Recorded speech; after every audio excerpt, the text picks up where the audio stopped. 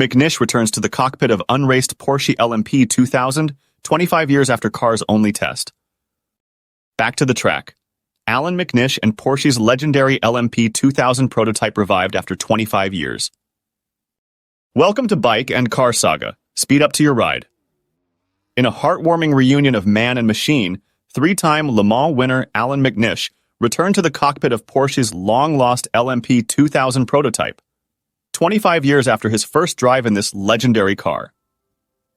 Once thought to be a piece of forgotten racing history, this sleek machine is roaring back to life, and McNish was right there to experience the thrill once again at Porsche's Weissach Proving Ground.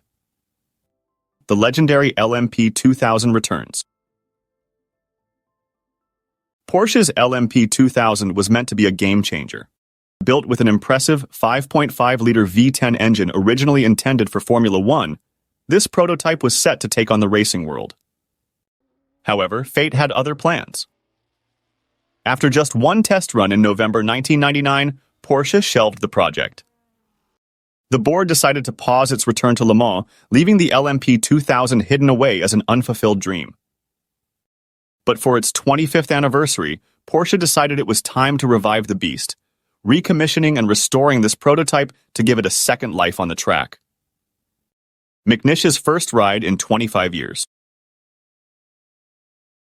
For McNish, sitting in the LMP 2000 again was like stepping back in time.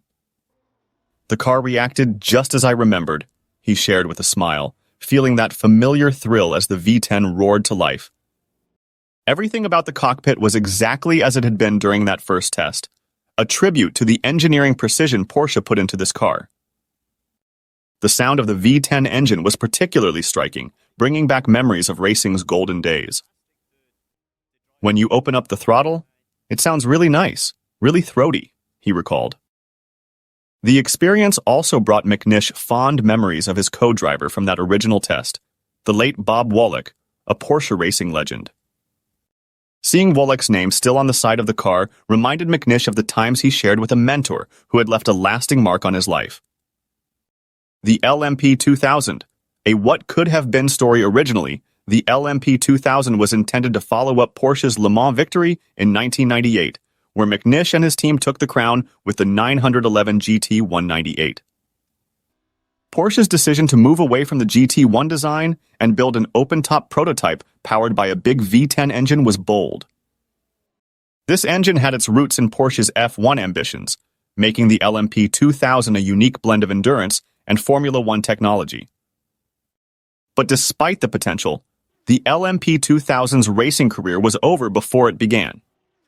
The Porsche board decided not to greenlight a return to Le Mans with the car, and resources were instead diverted to developing the Carrera GT supercar, which used a V10 derived from the LMP 2000. After Porsche's decision, McNish pursued other ventures, including an incredible career with Audi, where he claimed more Le Mans titles and 2 American Le Mans Series championships. He later returned to Porsche in spirit when the marque rejoined Le Mans in 2014 with the 919 Hybrid, continuing the legacy that the LMP 2000 had nearly started years before. A legacy rekindled. The LMP 2000 may never have raced, but its legacy lives on.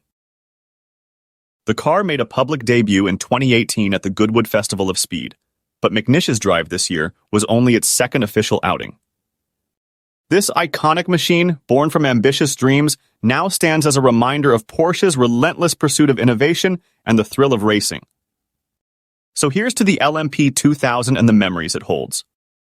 For McNish, for Porsche, and for racing fans everywhere, it's a symbol of what might have been, and the enduring passion for speed that keeps us all on the edge of our seats. Thanks for watching. Don't forget to leave a comment with share your thoughts. If you love this video, please do subscribe, thumbs up, and share. See you next.